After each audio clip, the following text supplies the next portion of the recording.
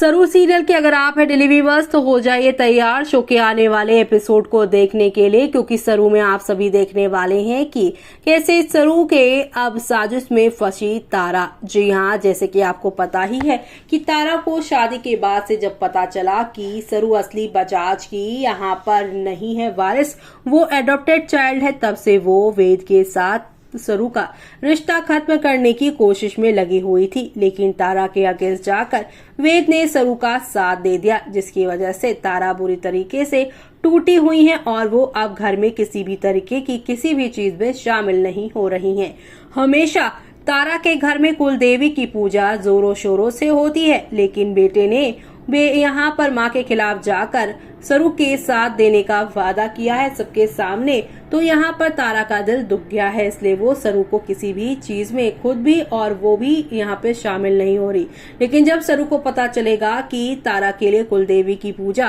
कितनी मायने रखती है, तो वो एक साजिश को रचती है, जहाँ पर वो जानबूझकर ऐसी बातें तारा के सामने कहती है जिससे तारा सरू की बातों में उसके इस प्लान में ट्रैप होकर खुद ही कुलदेवी की पूजा में शामिल हो जाएंगी। जी हाँ, यहाँ पर सरू फूला को फोन करके कहेंगी कि हमारे घर में